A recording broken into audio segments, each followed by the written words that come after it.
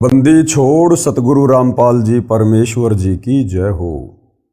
परम पिता परमात्मा सारी सृष्टि के रचनहार कुल मालिक असंख्य ब्रह्मांडों के स्वामी जगत गुरु तीनों लोकों में प्रवेश करके सबका धारण पोषण करने वाले राजाधिराज आत्माधार नाथों के नाथ देवों के देव महादेव सर्वेश्वर महेश्वर मृत्युंजय अजरो अमर आदि अनादि सनातनी प्रभु जगत पिता जगदीश्वर श्री श्री 1008 की उपाधि के वास्तविक अधिकारी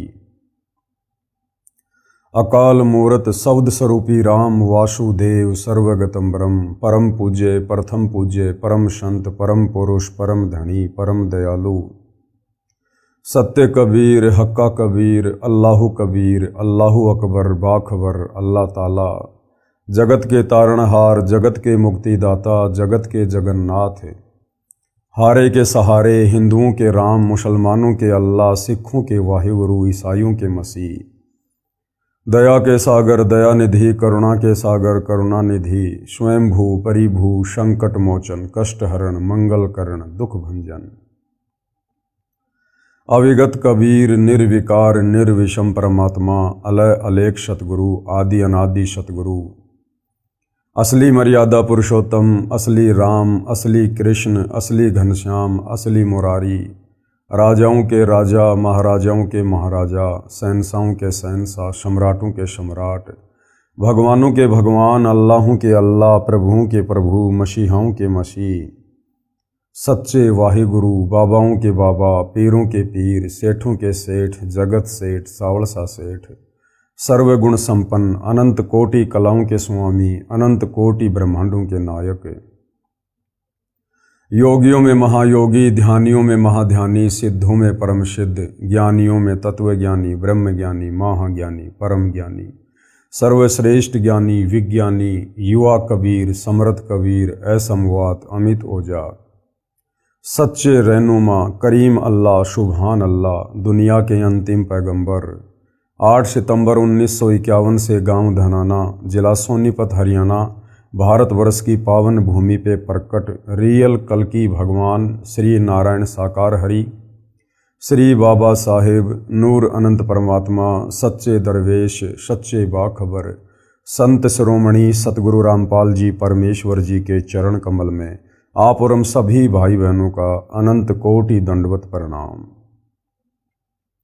सत्साई भाई और बहनों, बहुत बड़ी दया बहुत बड़ी मेहर पूज्य गुरुदेव भगवान की परमेश्वर रामपाल जी की जिनके शुभ आशीर्वाद से विशेष आशीर्वाद से उन्हीं के सत्संगों के संग्रह के ऊपर बन चुकी पवित्र आध्यात्मिक पुस्तक कबीर बड़ा या कृष्ण इसके ऊपर वीडियो बनाने की श्रृंखला जारी है। इसी श्रृंखला में आज हमारा ये 7वें नंबर का वीडियो है और प्रत्येक वीडियो में हमें भक्ति मार्ग को लेकर अध्यात्म को लेकर शास्त्रों की गूढ़ जानकारी को लेकर वो तमाम प्रकार की जानकारियाँ उपलब्ध हो रही हैं जो जानकारियाँ हम सदियों से प्राप्त नहीं कर पाए। ये आत्मा युगों युगों से परमात्मा की सतभक्ति के लिए भटक रही थी, परमेश्वर के दीदार के लिए तड़प रही थी, परंतु कुछ भी हासिल नहीं हुआ। क्यों? क्योंकि हमारे तत्व ज्ञानहीन नादान धर्मगुरुओं ने हमें शास्त्र अनुकूल भक्ति मार्ग वाला रास्ता नहीं दिखाया, क्योंकि वो स्वयं भटके हुए थे, उन्हें स्वयं तत्व ज्ञान नहीं था। और तत्व ज्ञान के बिना सृष्टि रचना को समझे बिना जाने बिना आप किसी भी धर्म के धर्म ग्रंथ का सारांश नहीं समझ सकते। यही कारण रहा सदियों से परमात्मा चाहने वाली आत्माएं भक्ति और भगवान से दूर रही और शास्त्रों के विरुद्ध साधना करते करते अंत में प्रेत योनि पाई, भूत योनि पाई और अपनी दुर्गति करवाई, 184 योनियों में भरम के भटक के। अब भाई और बहनों, सारी सृष्टि के सृजनहार कबीर परमेश्वर जी ने बहुत बड़ी रजा की है, दया की है। अपने विधान अनुसार परमेश्वर 8 सितंबर 1951 को गांव धनाना जिला सोनीपत हरियाणा भारतवर्ष की पावन भूमि पर प्रकट हुए हैं। तत्वदर्शी संत की जगत गुरु की भूमिका कर रहे हैं और सन 1994 से हमें आध्यात्मिक ज्ञान दे रहे हैं, भक्ति मार्ग बता रहे हैं, और सन 2000 से सर्व धर्मों के धर्मशास्त्रों से गूढ़ ज्ञान, गूढ़ जानकारी हमें उपलब्ध करवा रहे हैं, हमें आत्म कल्याण का मार्ग दिखा रहे हैं। तो भाइयों और बहनों, ये जो पवित्र पुस्तक कबीर बड़ा या कृष्ण है, ये सर्व धर्मों के, सर्व धर्मशास्त्रों के ज्ञान से प्रमाणित है। विशेषकर हिंदू समाज के भाई बहनों के लिए ये पुस्तक किसी वरदान से कम नहीं है। यदि आपने दिल थामकर धैर्य के साथ रुचि लेकर निष्पक्ष भाव से इस पवित्र पुस्तक कबीर बड़ा या कृष्ण को पढ़ लिया या इस पर बन रहे तमाम वीडियो देख लिए, आपको पता चलेगा कि वास्तव में वो एक सर्वशक्तिमान परमेश्वर कौन है, जिन्होंने सर्व ब्रह्मांडों की रचना की है, जिसके अधीन ये सभी दैवीय शक्तियां हैं। तो भाइयों और बहनों, हमारा जो टॉपिक है वो चल रहा है जनता की अदालत में। जनता की अदालत में शास्त्रों को लेकर, भक्ति और भगवान को लेकर विषय चालू है। कबीर जी की तरफ से उनके वकील हैं सतगुरु रामपाल जी। हालांकि कबीर परमेश्वर स्वयं ही अपने वकील होते हैं, लेकिन यहाँ पर भगत समाज को समझाने की दृष्टि से हम सतगुरु रामपाल जी को कबीर जी के वकील के रूप में पेश कर रहे हैं, जैसा कि इस पुस्तक में लिखा हुआ है। दूसरी तरफ श्री कृष्ण जी के वकील हैं हिंदू धर्म के तमाम आचार्य, शंकराचार्य, गुरुजन। और इस मुकदमे में जो जज है वो जनता है, क्योंकि जनता शिक्षित है, पढ़ी लिखी है, सर्वशास्त्र उपलब्ध हैं। जनता अपनी आंखों से सारे प्रमाण देखकर स्वयं निर्णय करेगी कि वास्तव में कबीर बड़ा या कृष्ण। मुकदमा क्या है? श्री कृष्ण जी के वकीलों ने अर्थात हिंदू धर्म गुरुओं ने ये कहा है कि श्री कृष्ण अर्थात विष्णु ही सर्वशक्तिमान परमात्मा है। ये अविनाशी है, इनका जन्म और मरण नहीं होता है, इनके कोई माता पिता नहीं है, ये अजरो अमर है। और किसी भी हिंदू धर्म ग्रंथ में श्री कृष्ण उर्फ विष्णु से बढ़कर परमात्मा नहीं है और इन्हीं की भक्ति करने का निर्देश है। दूसरी तरफ कबीर जी के वकील सतगुरु रामपाल जी का दावा है कि श्री कृष्ण जी के जितने भी वकील हैं, जितने भी धर्मगुरु हैं, ये सब झूठ बोल रहे हैं और समाज को भ्रमित कर रहे हैं। कबीर जी के वकील सतगुरु रामपाल जी का कहना है कि श्री कृष्ण अर्थात विष्णु अजरो अमर नहीं है और किसी भी धर्मशास्त्र में श्री कृष्ण उर्फ विष्णु की पूजा करने का विधान नहीं है, ना वेदों में ना गीता में।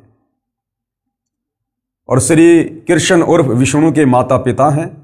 इनकी माता का नाम देवी दुर्गा है और इनके पिता का नाम काल ब्रह्म है। और ये तीन भाई हैं, ब्रह्मा, विष्णु, महेश। और महाभारत के युद्ध में गीता का ज्ञान श्री कृष्ण जी ने नहीं बोला, अपितु श्री कृष्ण जी के शरीर में प्रेत की भांति प्रवेश करके इस काल ब्रह्म ने गीता का ज्ञान दिया। और भाइयों और बहनों, हमने वीडियो नंबर 5 में देखा कि जनता की अदालत में जनता के सामने कबीर जी के वकील सतगुरु रामपाल जी ने हिंदू धर्मशास्त्रों से ही प्रमाणित कर दिया कि वास्तव में श्री कृष्ण जी के वकील अर्थात तमाम हिंदू धर्म गुरु गलत हैं, इन्हें अपने शास्त्रों का भी ज्ञान नहीं है। और कबीर जी को सर्वश्रेष्ठ, सर्वशक्तिमान, सर्व ब्रह्मांडों के रचयिता साबित किया। साथ में वीडियो नंबर 6 में सतगुरु रामपाल जी ने बताया कि जितने भी हिंदू धर्मगुरु हैं जिन्होंने गीता जी का अनुवाद किया है, उन्होंने अनुवाद करने में भी त्रुटि की है, गफलत की है। गीता अध्याय 18 श्लोक 66 में एक वर्ज शब्द है जिसका अर्थ है जाना, किंतु सर्व गीता अनुवादकों ने उसका अर्थ किया है आना। उन्होंने अर्थ का अनर्थ किया है, गीता के श्लोक का भावार्थ ही बदल दिया है अपनी तत्व ज्ञानहीनता के चलते। आज भाइयों और बहनों, जनता की अदालत में ये 7वें नंबर का वीडियो है। इस वीडियो में कबीर जी के वकील सतगुरु रामपाल जी धर्मशास्त्रों से प्रमाणित कर रहे हैं कि पूजा के योग्य केवल एक ही परम शक्ति है, एक ही परमेश्वर है, वे हैं परम अक्षर ब्रह्म अर्थात सत्य पुरुष कबीर देव। तो भाई और बहनों, अब हम आगे बढ़ते हैं जनता की अदालत में।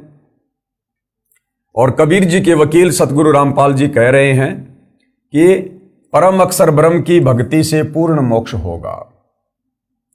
श्री कृष्ण जी की भक्ति से अर्थात ब्रह्मा विष्णु महेश की भक्ति से, देवी देवताओं की भक्ति से, देवी दुर्गा की भक्ति से और काल ब्रह्म की भक्ति से भी पूर्ण मोक्ष नहीं है। साधक यहीं पर जन्म और मरण में रहेगा, लक 84 योनियों में भटकेगा, नरक का कष्ट भी भोगेगा, तपतशिला की पीड़ा भी भोगेगा। यदि जन्म मरण से छुटकारा चाहिए तो जो साधना हमारे धर्मशास्त्रों में वर्णित है उस साधना के अनुसार साधक ने परम अक्षर ब्रह्म यानी कबीर देव की पूजा करनी पड़ेगी। उनकी भक्ति से ही हम परम शांति और शाश्वत स्थान सतलोक को प्राप्त करेंगे। तो किस प्रकार से सतगुरु रामपाल जी प्रमाणित कर रहे हैं। परम अक्षर ब्रह्म अर्थात कबीर परमेश्वर की भक्ति से पूर्ण मोक्ष होता है। और क्या कुछ कहा जा रहा है, काल ब्रह्म व देवताओं की भक्ति करके भी जीव का जन्म मरण का चक्कर समाप्त नहीं होता, क्योंकि ये स्वयं जन्म व मृत्यु के चक्कर में है। काल ब्रह्म यानी 21 ब्रह्मांड का स्वामी, ज्योति निरंजन, दुर्गा का पति, ब्रह्मा विष्णु महेश का पिता।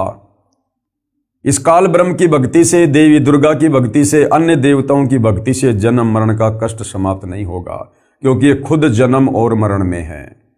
गीता ज्ञानदाता ने गीता अध्याय 2 श्लोक 12, गीता अध्याय 10 श्लोक 2, गीता अध्याय 4 श्लोक 5 और 9 में खुद अपने जन्म और मृत्यु को स्वीकार किया है।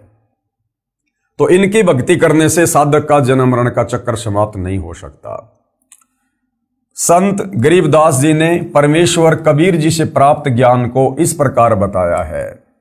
आदरणीय गरीबदास जी कौन थे? ये गांव छुडानी, जिला झज्जर, हरियाणा में हुए हैं लगभग 300 वर्ष पहले। इन्हें कबीर परमेश्वर सतलोक से चलकर गांव छुडानी के खेतों में मिले थे। इनकी आत्मा को शरीर से निकालकर सतलोक लेकर गए थे। इनका ज्ञान योग खोला, इन्हें सतलोक के सुखों से परिचित करवाया और 21 ब्रह्मांड में जितनी भी दैवीय शक्तियां हैं उन सब की स्थिति से परिचित करवाया। उसके बाद आदरणीय गरीबदास जी ने 24,000 वाणियों युक्त अमर ग्रंथ की रचना करवाई, जिसे सदग्रंथ साहिब भी कहते हैं, जिसे 5वां वेद सूक्ष्म वेद भी कहते हैं। और किस प्रकार से आदरणीय गरीबदास जी ने अपनी आंखों देखकर सतलोक की महिमा की है और कबीर परमेश्वर जी की महिमा की है कि उस सतलोक में कितना सुख है।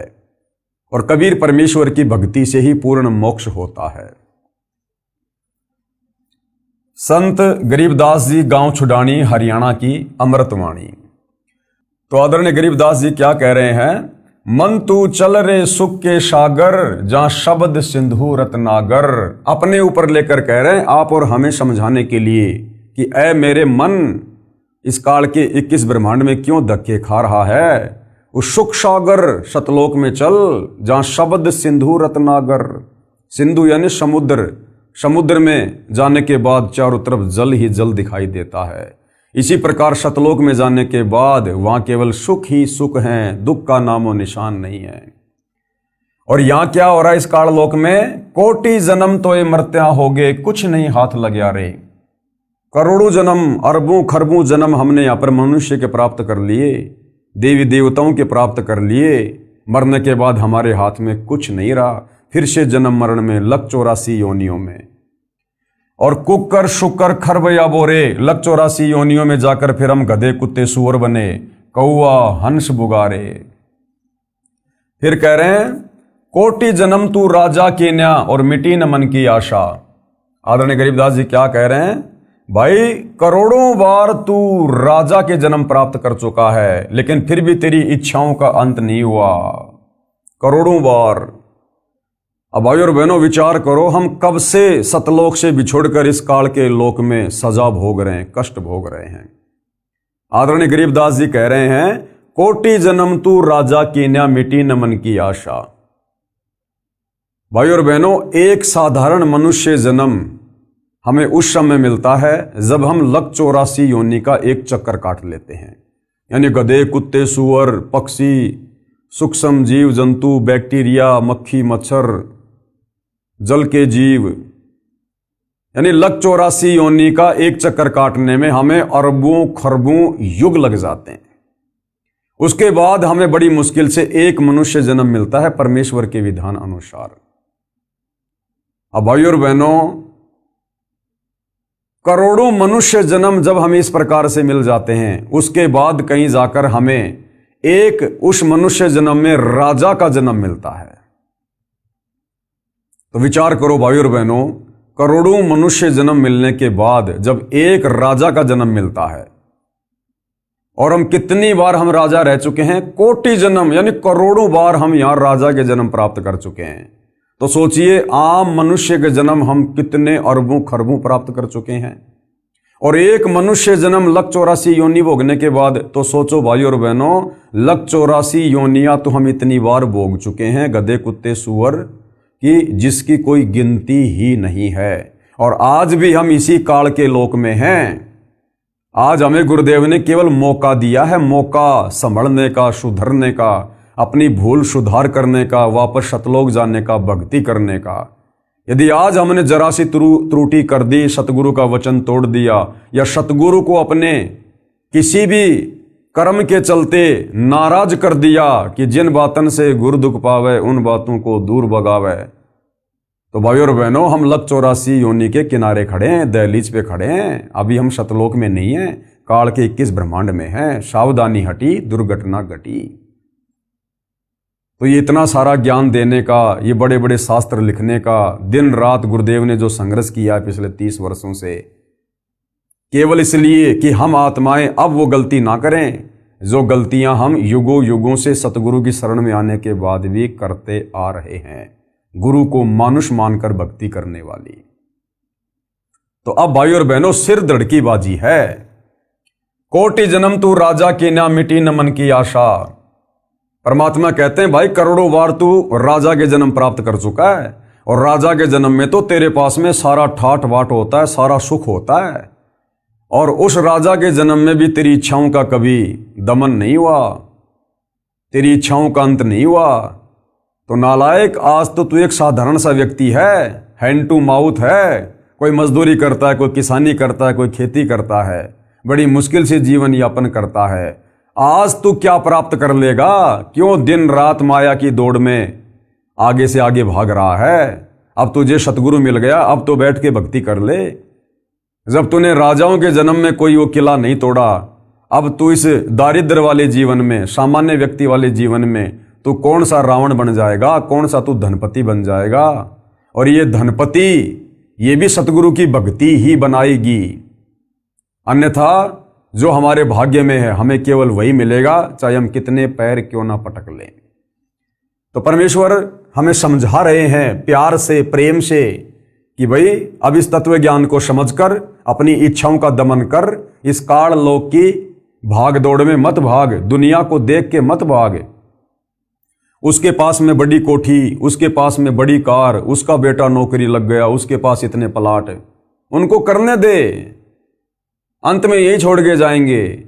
अगले जन्म में गधे बन के, कुत्ते बन के, सूअर बन के उन कोठियों के आसपास में मंडराएंगे, उस कार के नीचे छाया में भी ढंग से उन्हें कोई नहीं बैठने देगा।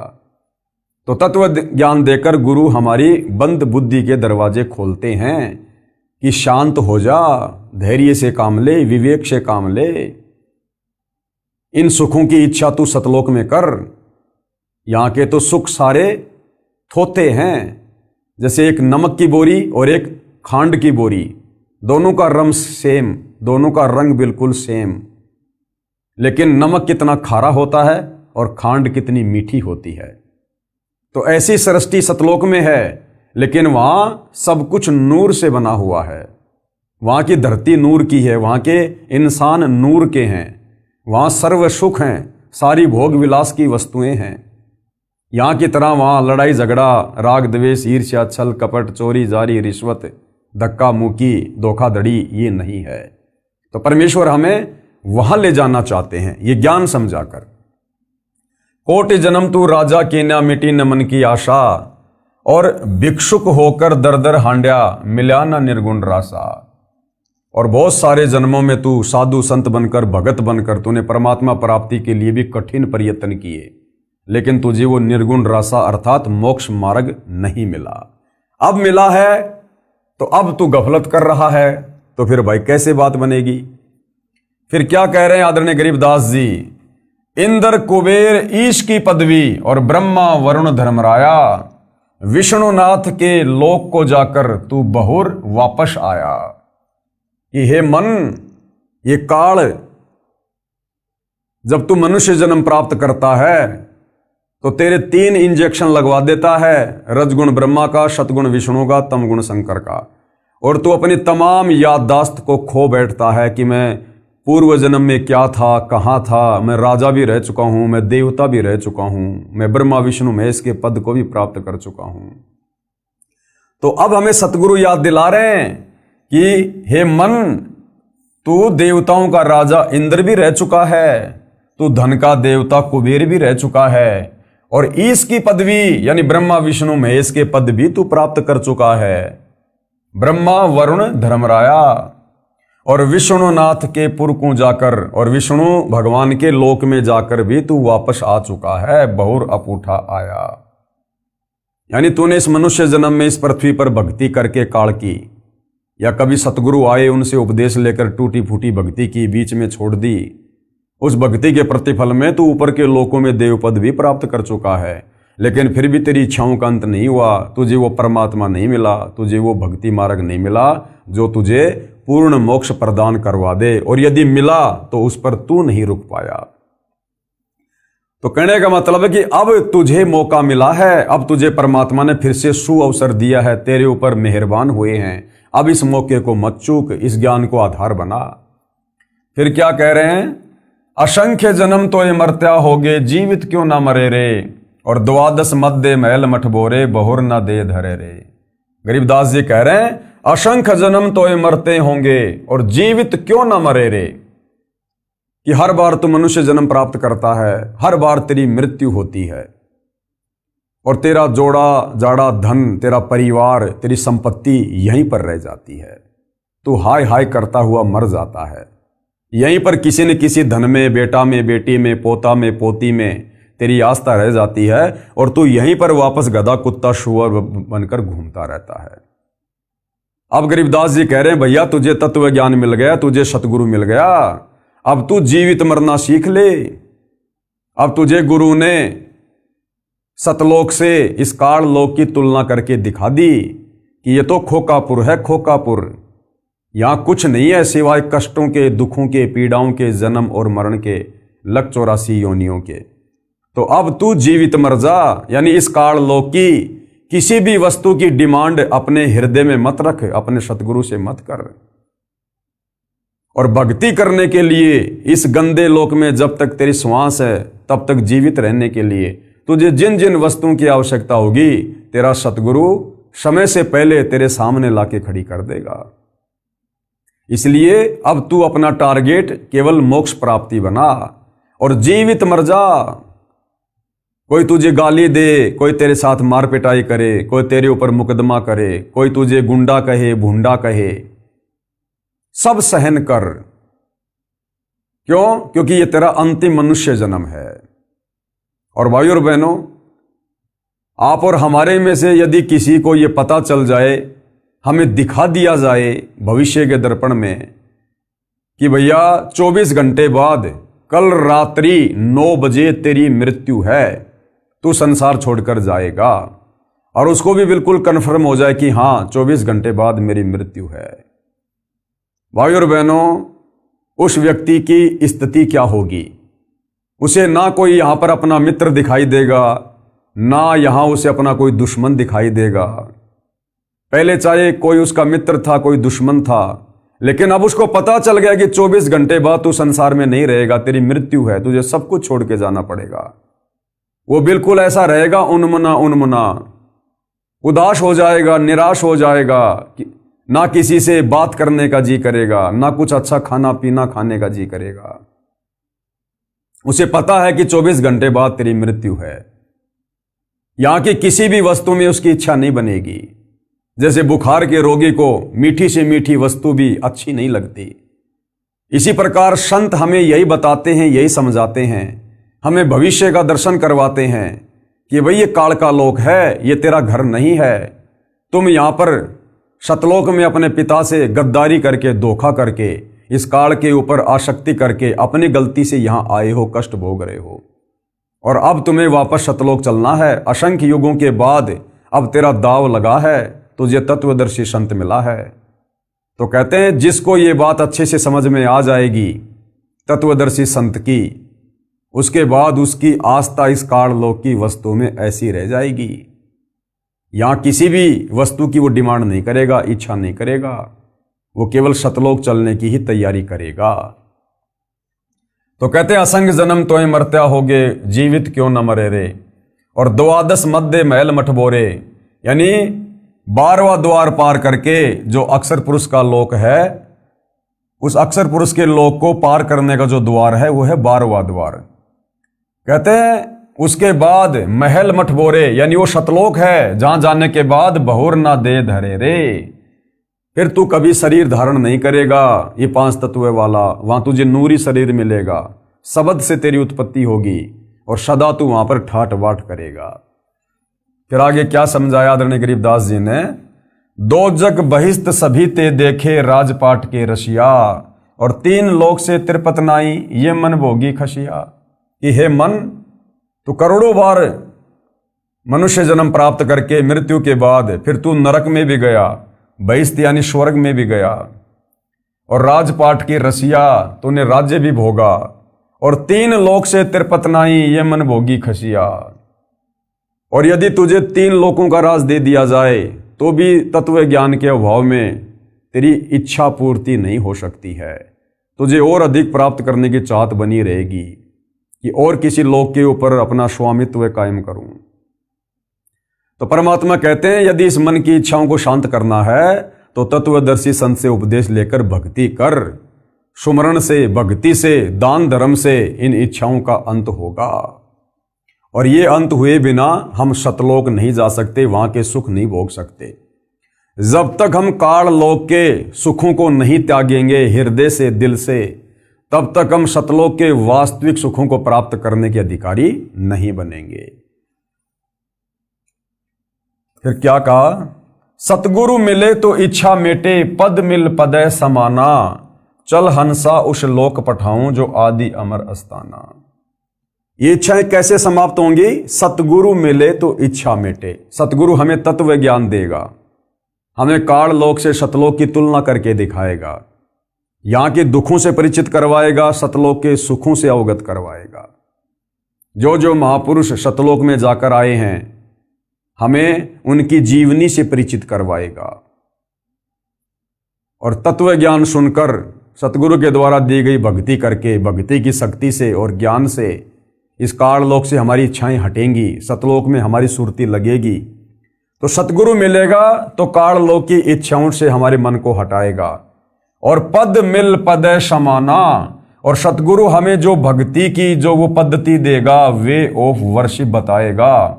जब उस भक्ति को हम मन लगाकर करेंगे, मर्यादा में रहकर करेंगे, तो पद मिल पदय समाना, यानी हम उस अमर पद में समा जाएंगे, उस परम पद में चले जाएंगे, सतलोक में चले जाएंगे, वास्तविक उस धाम में चले जाएंगे। चल हंसा उस लोक पठाऊं जो आदि अमर अस्ताना, वो अविनाशी लोक है, वो कभी विनाश में नहीं आता, सदा रहने वाला है, सतलोक। फिर क्या बताया वहां पर कितने सुख हैं भाई? 4 मुक्ति जहां चंपी करती माया हो रही दासी, और दास गरीब अभय पद पर से मिलय राम अविनाशी। वहां क्या होगा? 4 मुक्ति जहां चंपी करती, चंपी करना होता है जैसे पैरों को चंपी करना, दबाना हल्के हल्के, उसको कहते हैं चंपी करना। तो आदरणीय गरीबदास जी जिन्होंने आंखों सतलोक को देखा, तो क्या महिमा वर्णन कर रहे हैं वहां के सुखों की, कि 4 मुक्ति तो वहां पर तुम्हारी चंपी करती है, तुम्हारी नौकरानी है। 4 मुक्ति जो यहां पर ब्रह्मा विष्णु महेश को प्राप्त है, अर्थ धर्म काम मोक्ष, कहते हैं 4 मुक्तियां तो वहां पर तेरी नौकरानी, तेरे चरणों में तेरी दासी बन के रहेगी, उनकी तरफ तो तू झांकेगा भी नहीं। ऊपर इतने सुख हैं वहां पर। यहां ब्रह्मा विष्णु महेश को जो सुख प्राप्त हैं, जो सिद्धियां रिद्धियां प्राप्त हैं, सतलोक में तो तेरे चरणों में पड़ी रहेंगी, उनकी तरफ तो तू देखेगा भी नहीं। वहां इतने ठाट बाट हैं, इतने सुख हैं। अरे जिसके बाप ने अपने बेटे को एरोप्लेन लाके दे दी, वो साइकिल की तरफ देखता भी नहीं। तो सतलोक के सुखों की तुलना में इस काल लोक के ये ब्रह्मा विष्णु महेश को जो 4 मुक्तियां प्राप्त हैं, ये तो साइकिल के समान है, साइकिल के समान। 4 मुक्ति जहां चंपी करती माया होरी दासी, और दास गरीब अभय पद पर से। गरीब दास जी कह रहे हैं तुम उस अभय पद को, जहां जाने के बाद कोई डर नहीं, कोई भय नहीं, तुम उसको प्राप्त हो जाओगे। और फिर क्या होगा? मिले राम अविनाशी, और तुम्हें वहां पर फिर वो अविनाशी कबीर परमेश्वर मिलेगा। हालांकि आज भी धरती पर कबीर परमेश्वर ही हैं सतगुरु रामपाल जी के रूप में, लेकिन वहां हमें उनके वास्तविक दीदार होंगे, उनके नूरी शरीर के दीदार होंगे। तो कहते हैं फिर तुझे वहां पर वो अविनाशी परमात्मा मिलेगा।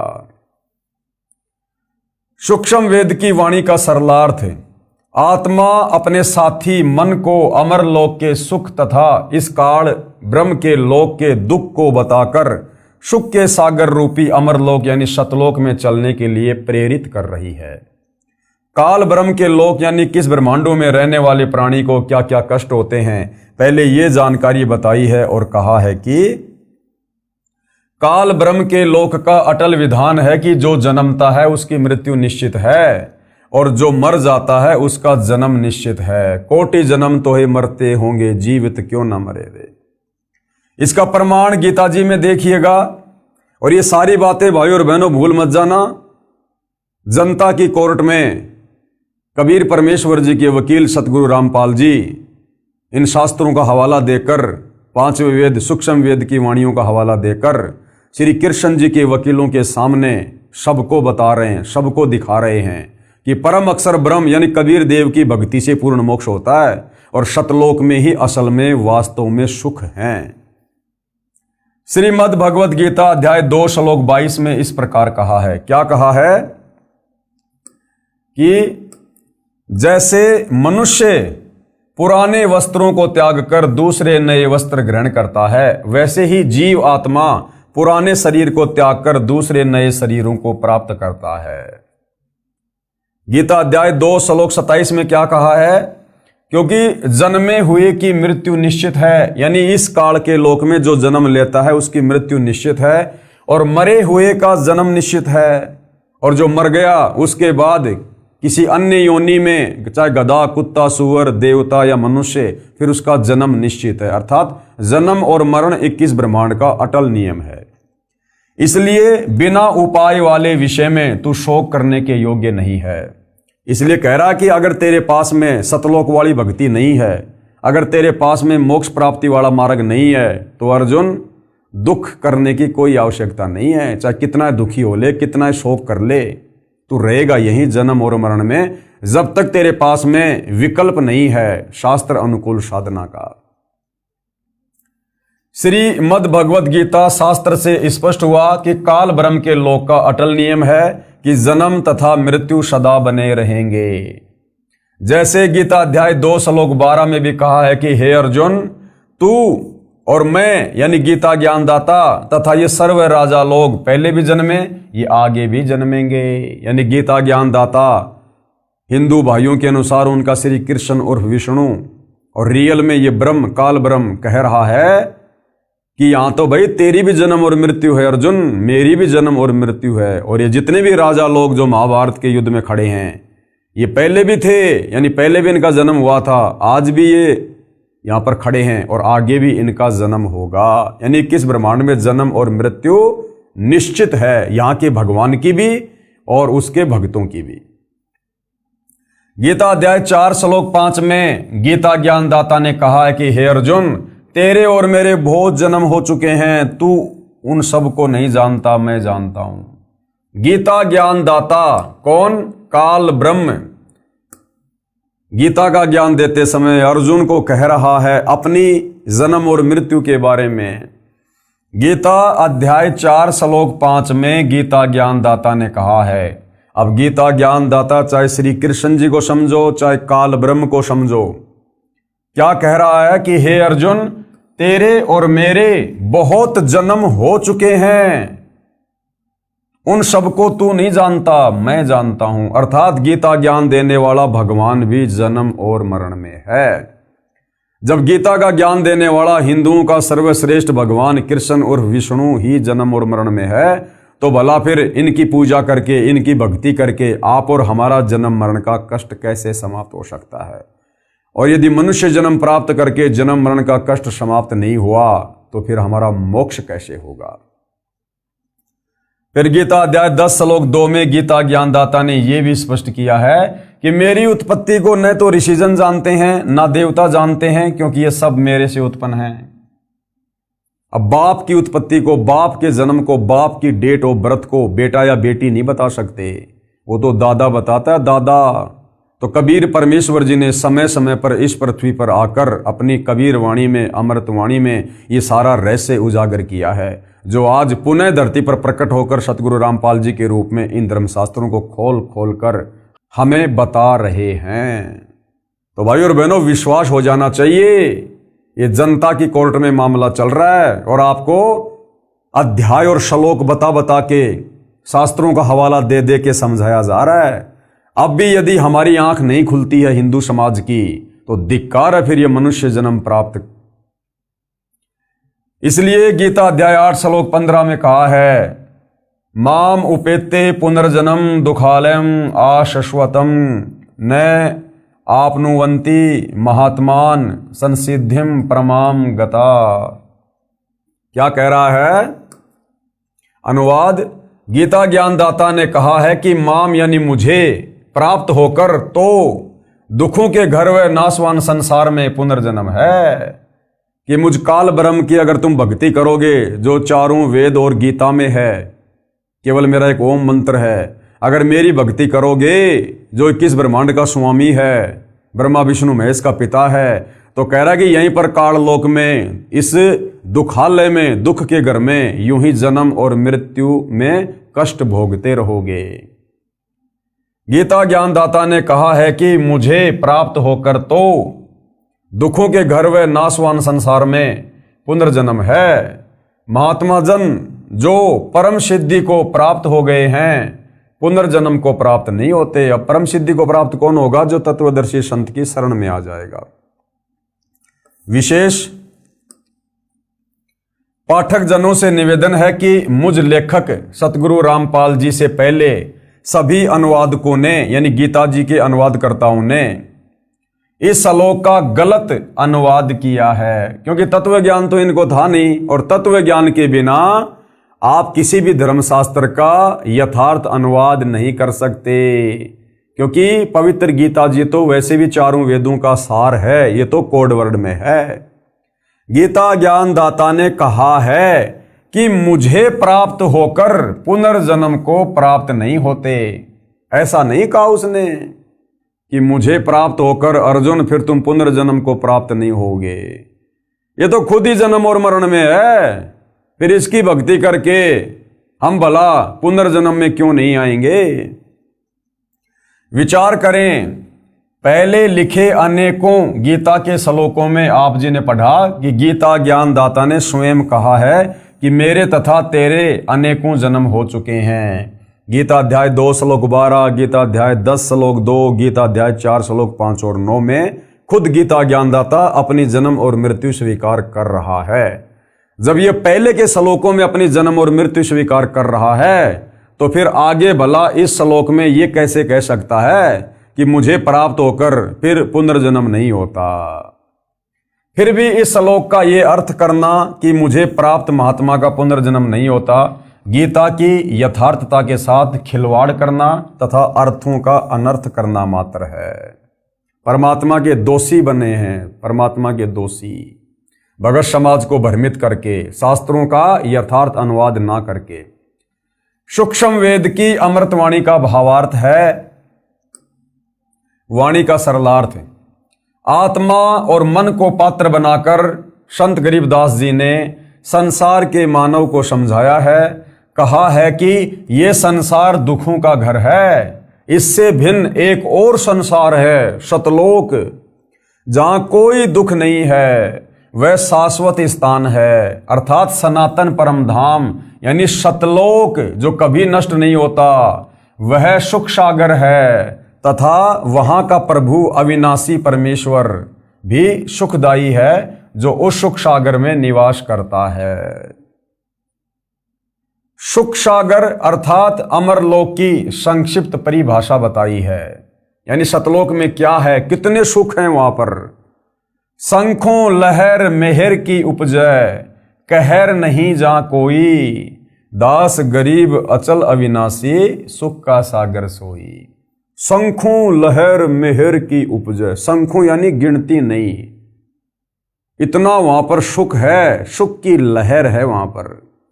जैसे समुद्र में पानी की लहरें होती है ना, वो कभी समाप्ति नहीं होती, इसी प्रकार सतलोक में इतना सुख है, इतना वैभव है, इतना विलास है, जिस प्रकार समुद्र में लहरें होती हैं।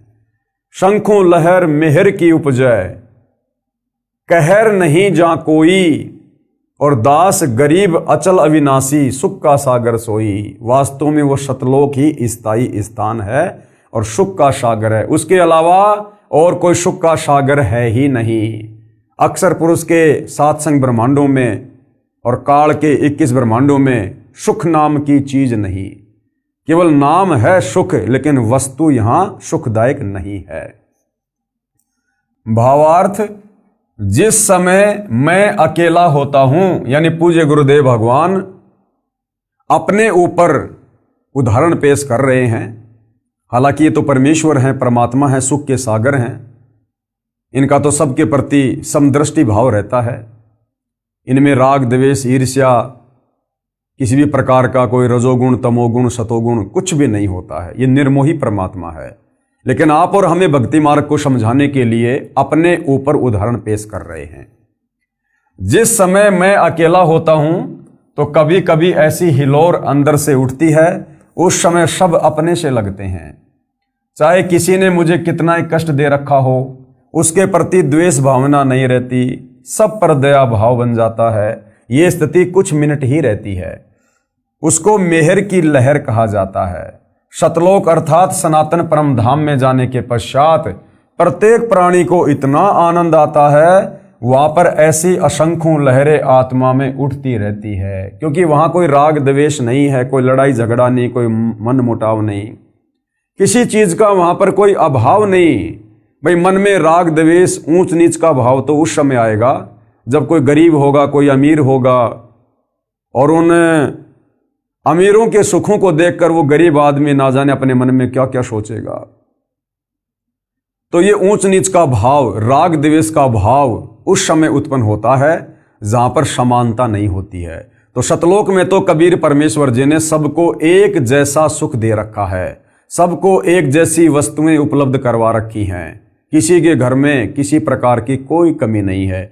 तो वहां पर एक दूसरे के प्रति राग द्वेष उपजता ही नहीं है। जब वह लहर मेरी आत्मा से हट जाती है तो वही दुखमय स्थिति प्रारंभ हो जाती है। उसने ऐसा क्यों कहा, वह व्यक्ति अच्छा नहीं है, वो हानि हो गई, ये हो गया, वो हो गया, ये कहर यानी दुख की लहर कही जाती है। अब ये भाव सतगुरु रामपाल जी में उत्पन्न नहीं होते, क्योंकि ये तो परमेश्वर हैं। हम इंसानों की स्थिति बता रहे हैं अपने ऊपर लेकर, कि कभी कभार थोड़ी बहुत देर के लिए हमारे मन में वो लहर की मेहर उठती है, हमें दुश्मन भी मित्र नजर आता है, लेकिन होता है थोड़े समय के लिए। उसके बाद फिर से हमारे दिलो दिमाग में, हमारे मन में वही बकवाद, वही खरपतवार, कभी रजोगुण, कभी शतोगुण, कभी तमोगुण। उसने उधार ले रखा है, अभी तक दिया नहीं है, कल जाऊंगा, नहीं देगा तो ये कर दूंगा, वो कर दूंगा, या हमारे से कोई पैसा मांगने आया है, हमारे पास में पैसा नहीं है, झूठ बोलते रहते हैं, छुपते रहते हैं, यानी बहुत तरह की बातें। ये हम जीवों की स्थिति गुरुदेव अपने ऊपर लेकर हमें समझा रहे हैं कि यहाँ पर तो दुख ही दुख हैं। यहाँ पर तो कभी एक आध बार कोई वो लहर की मेहर आती है, मेहर की लहर, अन्यथा यहाँ तो कहर ही कहर है, कहर ही कहर है। और सतलोक में सदा वहाँ पर मेहर की लहर उठती रहती है, उठती रहती है, अनवरत, कंटिन्यू, इतना सुख है वहाँ पर। कहने का मतलब है भाई और बहनों, सतलोक के सुखों के विषय में बताकर इस काल लोक से गुरुदेव हमारी वृत्ति को हटाना चाह रहे हैं। उस सतलोक में असंख्य लहर मेहर यानी दया की उठती हैं, वहाँ कोई कहर यानी भयंकर दुख नहीं है। वैसे तो सतलोक में कोई दुख नहीं है, कहर का अर्थ है भयंकर कष्ट होता है। जैसे एक गांव में आपसी रंजिश के चलते विरोधियों ने दूसरे पक्ष के एक परिवार के 3 सदस्यों की हत्या कर दी। वहीं पर भूकंप के कारण हजारों व्यक्ति मर जाते हैं, उसे कहते हैं कहर टूट पड़ा या कहर कर दिया। ऊपर लिखी वाणी में सुख सागर की परिभाषा संक्षिप्त में बताई है, यानी सतलोक के सुखों का वर्णन किया नहीं जा सकता, ये जिव्या से बोलकर नहीं बताया जा सकता, इतने सुख हैं वहां पर। तो गुरुदेव कह रहे हैं आप लोगों को आंशिक जानकारी दे रहे हैं। कहा है कि वह अमर लोक अचल अविनाशी अर्थात कभी चलायमान नहीं है, वहां कभी भी कोई प्रलय नहीं आती है। जैसे 21 ब्रह्मांड ये नष्ट होता है जब प्रलय आती है, अक्षर पुरुष के साथ संग ब्रह्मांड भी समय आने पर उत्पत्ति और प्रलय में आते हैं, नष्ट होते हैं। लेकिन सतलोक वहां कभी कोई प्रलय नहीं आती है, वहां कोई भूकंप नहीं, कोई आंधी नहीं, कोई ओलावृष्टि नहीं, किसी चीज का कोई अभाव नहीं। वो अचल अविनाशी है, सदा रहने वाला अजरो अमर स्थान है। सतलोक कभी ध्वस्त नहीं होता तथा वहां रहने वाला परमेश्वर अविनाशी है। और सतलोक में रहने वाला कबीर भगवान भी अविनाशी है, इस काल की तरह नाशवान नहीं है, अक्षर पुरुष की तरह जन्म और मृत्यु में नहीं है, वो अविनाशी परमेश्वर है। और जब हम सतलोक चले जाएंगे तो हम आत्माएं भी अविनाशी पद को प्राप्त होंगी, हम भी फिर कभी मृत्यु में नहीं आएंगे। तथा वहां रहने वाला परमेश्वर अविनाशी है, वह स्थान तथा परमेश्वर सुख का समुद्र है। जैसे समुद्री जहाज बंदरगाह के किनारे से 100 या 200 किलोमीटर दूर चला जाता है तो जहाज के यात्रियों को जल अर्थात समुद्र के अतिरिक्त कुछ भी दिखाई नहीं देता, सब और जल ही जल नजर आता है। इसी प्रकार सतलोक में सुख के अतिरिक्त कुछ भी नहीं है, अर्थात वहां कोई दुख किसी भी प्रकार का नहीं है। तो भाई और बहनों, इतना सुंदर लोक, इतना अच्छा लोक जिसको हम नालायक अपनी नालायकी के चलते इस काल बलि के चक्कर में आकर छोड़कर आ गए हैं और यहाँ पर हम कहर पे कहर भोग रहे हैं। अब फिर से आप और हमारे ऊपर रजा हुई है, दया हुई है, दीन दयाल परमात्मा सतलोक से चलकर संत रूप में आए हैं। तो भाई और बहनों, अब हमने इस शुभ अवसर को हाथ से गंवाना नहीं है। अब पूर्व में लिखी वाणी का सरलार्थ किया जाता है। मन तू चल रे सुख के सागर, जहां शब्द सिंधु रत्नागर, कोटि जन्म तोए भरमत होगे, कुछ नहीं हाथ लग्या रे, कुकर शुकर खरबया बोरे, कौआ हंस बुगारे। क्या अनुवाद किया गुरुदेव ने? परमेश्वर कबीर जी ने अपनी अच्छी आत्मा संत गरीबदास जी को सूक्ष्म वेद समझाया। उसको संत गरीबदास जी गांव छुडानी जिला झज्जर हरियाणा प्रांत वाले ने आत्मा तथा मन को पात्र बनाकर विश्व के मानव को काल ब्रह्म के लोक का कष्ट तथा सतलोक का सुख बताकर उस परम धाम सतलोक में चलने के लिए सत्य साधना जो शास्त्रोक्त है यानी शास्त्रों के अनुसार है उसको करने की प्रेरणा की है। मन तू चल रे सुख के सागर अर्थात हे मन तू चल रे सुख के सागर अर्थात हे मन तू सनातन परम धाम में चल। शब्द को अविनाशी अर्थ दिया है क्योंकि शब्द नष्ट नहीं होता, इसलिए शब्द का अर्थ अविनाशीपन से है कि वह स्थान अमरत्व का सिंधु अर्थात सागर है और मोक्ष रूपी रतन का आगार अर्थात खान है। इस काल ब्रह्म के लोक में आप जी ने भक्ति भी की, परंतु शास्त्र अनुकूल साधना बताने वाले तत्वदर्शी संत न मिलने के कारण आप करोड़ों जन्मों से भटक रहे हैं। कोटि जन्म तो ये भ्रमित हो गए, कुछ ने हाथ लग्या रे। करोड़ों अरबों रुपए संग्रह करने में पूरा जीवन लगा देते हो, अचानक मृत्यु हो जाती है। वह जोड़ा हुआ धन जो आपके पूर्व के संस्कारों से प्राप्त हुआ था उसे छोड़कर संसार से चला गया। उस धन के संग्रह करने में जो पाप किए वे आप जी के साथ गए। आप जी ने उस मानव जीवन में तत्वदर्शी संत से दीक्षा लेकर शास्त्र विधि अनुसार भक्ति की साधना नहीं की, जिस कारण से आपको कुछ हाथ नहीं आया। पूर्व के पुण्यों के बदले धन ले लिया, यानी पहले किसी मनुष्य जन्म में हमने जैसी भक्ति साधना दान धर्म किया उसका प्रतिफल हमें अगले मनुष्य जन्म में मिल गया, लेकिन उसको भी अंत में हम मृत्यु के बाद यहीं पर छोड़ के चले जाते हैं खाली हाथ। वो धन यहीं रह गया, आपको कुछ भी नहीं मिला। आपको मिले धन संग्रह तथा भक्ति शास्त्र अनुकूल न करने के पाप। क्या मिला हमारे को? आपको मिले धन संग्रह तथा भक्ति शास्त्र अनुकूल न करने के पाप, यानी हमने धन को संग्रह करने में। अब भाई और बहनों, एक राजा होता है, अब राजा धन संग्रह करने में कितना पाप करता है। दूसरे राजा के ऊपर चढ़ाई कर देता है, लाखों हजारों सैनिकों को मरवा देता है, केवल धन प्राप्ति के लिए, राज्य प्राप्ति के लिए, जमीन प्राप्ति के लिए। जनता के ऊपर तरह तरह के टैक्स लगा देता है। जनता बेचारी कितनी परेशान हो जाती है, दुखी हो जाती है, राजा को बद्दुआ देती है, गालियां देती है, आत्मा दुखी होती है उनकी, जब उनके साथ में न्याय नहीं होता है। तो धन जमा करने में हमने जो पाप कमाए वो पाप मृत्यु के बाद हमारे साथ जाते हैं। और साथ में मनुष्य जन्म प्राप्त करके, जो मनुष्य जन्म शास्त्र अनुकूल साधना करके मोक्ष प्राप्ति के लिए मिला था, लेकिन तत्वदर्शी संत ना मिलने के चलते, शास्त्रों के विरुद्ध परंपरागत साधना करने के चलते जो हमने पाप किए, क्योंकि शास्त्र अनुकूल साधना सबसे बड़ा अपराध है। तो शास्त्र विरुद्ध साधना करके, परमेश्वर को दुखी करके, मनुष्य जन्म को बर्बाद करके हमने जो पाप कमाए, फिर अंत में शरीर छूटने के बाद वो पाप हमारे साथ जाएंगे। आपको मिले धन संग्रह तथा भक्ति शास्त्र अनुकूल ना करने के पाप, जिसके कारण आप कुक्कर यानी फिर हम क्या क्या बने? कुत्ता, खर यानी गधा, सुकर यानी सुअर, और कौवा, काग पक्षी, हंस एक पक्षी जो केवल सरोवर में मोती खाता है, बुगा यानी बुगला पक्षी, आदि आदि की योनियों को प्राप्त करके कष्ट उठाया। तत्वदर्शी संत ना मिलने के कारण ये आत्मा इतने कष्ट उठाती है काललोक में। फिर आगे क्या बताया है पूज्य गुरुदेव भगवान ने? कोटि जन्म तू राजा कीन्या, मिटी न मन की आशा, और भिक्षुक होकर दर दर हांड्या, मिला न निर्गुण रासा। फिर क्या कष्ट उठाए हमने यहां पर काल के लोक में?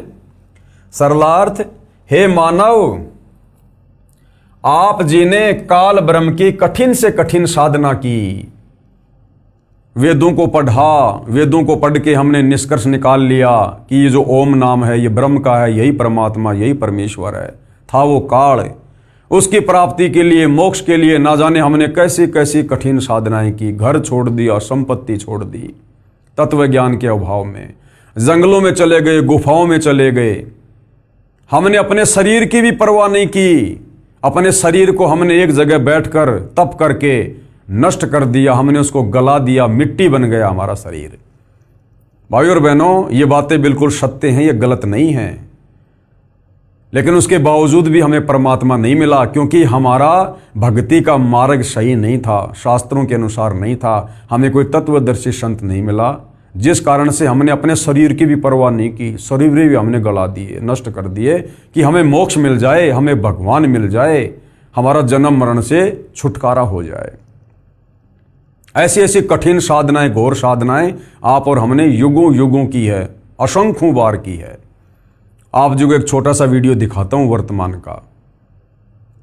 वर्तमान में हरियाणा में कोई गांव है, वहां पर शास्त्र विरुद्ध साधना कर रहा एक साधु है, जो मनमुखी साधना कर रहा है, पाखंड साधना कर रहा है, शास्त्रों के विरुद्ध साधना कर रहा है, हठ योग कर रहा है, तप कर रहा है, और पिछले 5 वर्षों से वो अपने पैरों पर खड़ा है, यानी जमीन से वो पैर नहीं हटाता 5 वर्षों से, और कह रहा कि मैं 10 साल तक ये साधना करूंगा और उसके बाद क्या होगा? उसके बाद मुझे शंकर जी के दर्शन होंगे, यानी जो भी उसका इष्ट देव है कि वो मुझे दर्शन देंगे। अगर उसने दर्शन दे भी दिए तो क्या मिलेगा भाई और बहनों? क्या मिलेगा? वो कह रहा कि मुझे 10 साल के बाद में ऐसी घोर साधना करने के बाद, आप ये वीडियो देखिए एक बार भाई और बहनों, इनके पैरों की क्या हालत हो रही है। अभी तो इनकी साधना 5 साल और बाकी है। 5 साल में इनके पैरों की क्या हालत होगी, हाथी जैसे पांव हो गए। इनके सेवक दिन रात इनके पांव में दवाई लगाते रहते हैं, तेल लगाते रहते हैं, पीड़ा बहुत ज्यादा हो रही है। और इस नादान को अपने शरीर की भी चिंता नहीं है कि इसमें कोई कीड़े पड़ जाएंगे, कोई मवाद पड़ जाएगी, पैर खराब हो जाएगा, कैंसर हो जाएगा, कोई परवाह नहीं कर रहा। ये ऐसे ही आप और हमने युगों युगों भाई और बहनों इस शरीर को ऐसे ही हमने कष्ट दिया है तत्व ज्ञान के अभाव में, ये सोच कर कि मुझे मोक्ष मिलेगा, मेरे इष्ट के दर्शन होंगे, लेकिन अंत में कुछ भी हाथ नहीं लगा। भिक्षुक होकर दर दर हांड्या, मिला ना निर्गुण राशा। निर्गुण राशा यानी वो मोक्ष वाला मार्ग नहीं मिला हमें। अभी तो इसकी 5 साल बाकी हैं इस साधना की, इस पाखंड पूजा की। और कह रहा कि मुझे 10 साल बाद जब मेरी साधना समाप्त होगी, मुझे मेरे इष्ट भगवान शंकर दर्शन देंगे। अब भाई और बहनों, अगर इस भाई को तत्व ज्ञान होता, सच्चा सतगुरु अगर इसके भाग्य में होता, और देखो वो वाणी बिल्कुल सत्य है कि सकल पदार्थ है जगमाही, भाग बिना नर पावत नाही, कर्महीन नर पावत नाही। हरियाणा में ही परमपिता परमात्मा कबीर साहब सतगुरु रामपाल जी के रूप में आए हुए हैं, और ये भाई भी हरियाणा में ही है, फिर भी इसका मेल परमात्मा से नहीं हो रहा है, क्योंकि कर्महीन है, इसके भाग्य में परमात्मा नहीं है, मोक्ष नहीं है। और कह रहा जब मेरी साधना 10 साल पूरी हो जाएगी, मैं अपने इष्ट शंकर जी के दर्शन करूंगा। अब आप और हमें पता है भाई और बहनों, आज गुरुदेव ने हमारी आंखें खोल दी, वरना हमने भी असंख्य जन्म ऐसे डले ढोए शास्त्र विरुद्ध साधना करके। अब ये शंकर जी के 10 साल बाद दर्शन करके क्या प्राप्त कर लेगा? जब गीता जी हवाला दे रही है कि श्री कृष्ण उर्फ विष्णु, अर्थात ये तीनों भाई हैं ब्रह्मा विष्णु महेश, जब ये तीनों नाशवान हैं, जन्म और मरण में हैं, इनका भी मोक्ष नहीं है, तो उस शंकर का दर्शन करके ये क्या प्राप्त कर लेगा? रहना तो जन्म मरण में है, लक 84 में है। और अगर इसको तत्वदर्शी संत मिला होता तो इसको ज्ञान होता कि मैं तो केवल 10 साल ऐसी कठिन साधना करके जो शास्त्रों के विरुद्ध है, केवल शंकर जी के दर्शन ही मात्र कर पाऊंगा। अरे शंकर जी की धर्म पत्नी पार्वती, वो तो सदा उसके दर्शन किया करती थी, उसकी अर्धांगिनी थी, उसके साथ रहा करती थी। वो भी हर बार जन्म रही थी, मर रही थी, उसका भी मोक्ष नहीं हो रहा था। 108वें जन्म में नारद जी ने आकर उसको बताया कि शंकर जी के गले में जो रुंड माला है ना, ये तेरे शीश हैं, तेरे मरने के बाद ये तेरे से इतना प्रेम करते हैं, मरने के बाद, और ये तेरा रुंड काटकर धागे में डालकर और अपनी माला बनाकर गले में पहनते हैं। तो पार्वती ने कहा कि ये क्या चक्कर है? तो नारद ने कहा कि माता जी तेरा मोक्ष नहीं हुआ, तुझे वो अमर मंत्र प्राप्त नहीं है, जिस अमर मंत्र को प्राप्त करके तेरी उम्र भी शंकर जी के जितनी हो जाएगी। यानी तू उस समय तक नहीं मरेगी जब तक भगवान शंकर नहीं मरेंगे। मरना अंत में दोनों को है। तो अगर इस भाई को अगर वास्तव में तत्व ज्ञान होता, सच्चे सतगुरु की शरण में होता, तो ये शास्त्र विरुद्ध साधना नहीं करता, अपने शरीर को बेवजह ये कष्ट नहीं देता। क्या करेगा 10 साल बाद में शंकर जी के 2-4 सेकंड के लिए दर्शन करके? अरे शंकर जी के दर्शन करने उनकी फोटो में कर लो। तो देख लो भाई और बहनों, आप और हमारे ऊपर पूज्य गुरुदेव भगवान ने कितनी बड़ी असीम रजा की है। हमें परमेश्वर ने किस प्रकार से भक्ति और भगवान के नाम पर भ्रम ने भटकने से बचा लिया। तो ऐसे भाई और बहनों, आप और हमने अनंत बार इस परमात्मा की प्राप्ति के लिए शास्त्र विरुद्ध साधना करके इसी प्रकार अपने शरीर को कष्ट दिया है, नष्ट कर दिया। अपने शरीर की भी हमने परवाह नहीं की, लेकिन हमें परमात्मा के दर्शन तक नहीं हुए।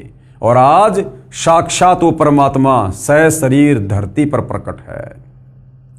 आज भी यदि हम मौका चूक जाएंगे, उनको ना पहचान कर, उनको परमेश्वर ना मानकर अगर हमने गफलत कर दी, उनके द्वारा दी गई भक्ति साधना में कोई त्रुटि कर दी, मर्यादाओं में कोई त्रुटि कर दी, भक्ति भाव में कोई त्रुटि कर दी, और यदि हमारे किसी भी कर्म और क्रिया से यदि गुरुदेव भगवान नाराज हो गए, फिर हम इसी प्रकार से जन्म और मरण में और ये कष्ट भोगेंगे। तो आज हमने इस मौके को चूकना नहीं है। तो क्या कहा जा रहा कि हे मानव, आप जिन्हें काल ब्रह्म की कठिन से कठिन साधना की, घर त्याग कर जंगल में निवास किया, फिर भिक्षा प्राप्ति के लिए गांव व नगर में घर घर के द्वार पर हांड्या अर्थात घूमा। जंगल में साधनारत साधक निकट के गांव या शहर में जाता है। एक घर से भिक्षा पूरी नहीं मिलती तो अन्य घरों से भोजन लेकर जंगल में चला जाता है। कभी कभी तो साधक यानी भगत एक दिन भिक्षा मांग कर लाते हैं, उसी से 2-3 दिन निर्वाह करते हैं। रोटियों को पतले कपड़े, रुमाल जैसे कपड़े को छालना कहते हैं, छालने में लपेटकर पेड़ की टहनियों से बांध देते थे। वे रोटियां सूख जाती थी, उनको पानी में भिगोकर नरम करके खाते थे। वे प्रतिदिन भिक्षा मांगने जाने में जो समय व्यर्थ होता था, उसकी बचत करके उस समय को काल ब्रह्म की साधना में लगाते थे। कितनी महत्वपूर्ण बात है भाइयों और बहनों। जो साधक सतयुग त्रेता द्वापर में आप और हम ही थे भाइयों और बहनों, जो परमात्मा प्राप्ति के लिए भटक रहे थे, और हम उस समय इतना भी समय व्यर्थ में गंवाना उचित नहीं मानते थे कि क्या पता भगवान नाराज हो जाए। जितनी भक्ति कमाई कर सकते हैं कर लो, इस शरीर का कोई भरोसा नहीं। ये सोचकर आप और हम उन युगों में गांव में जाते थे, 2-4, 5-10 रोटियां मिलती थी लेकर आते थे, थोड़ा बहुत खाते थे, बाकी रोटियों को पेड़ से टांग देते थे, सूख जाती थी वो, और उन्हीं रोटियों को पानी में भिगो भिगो के नरम करके खाते थे। हर दिन गांव नहीं जाते थे भिक्षा लेने, ये सोचकर कि गांव में जाऊंगा आऊंगा 2 घंटे का मेरा समय बर्बाद होगा। तो सोचो भाइयों और बहनों, वर्तमान में तो हमें वास्तव में शास्त्र अनुकूल साधना मिली है, मोक्ष का मार्ग मिला है। इस समय आप और हमारे समय और श्वासों की कितनी कीमत है। इसलिए गुरुदेव भगवान कहते हैं कि ज्यादा से ज्यादा समय अपने परमेश्वर की भक्ति को दो, सेवा को दो, सुमरण को दो, सत्संग को दो। व्यर्थ में इधर उधर घूमना फिरना, व्यर्थ की बातें करना, बात बात में रिश्तेदारियों में जाना, घूमने फिरने जाना, ये भगत को शोभा नहीं देता है। अब भगत ने तो समय का सदुपयोग करने के लिए, अपनी रोजी रोटी के लिए पहले जहां हम 10-10, 12-12 घंटे काम करते थे, हमने उसको भी सीमित कर देना चाहिए। क्योंकि जब हमारे खर्चे सीमित हो गए तो हमारा काम धंधा भी सीमित हो जाना चाहिए।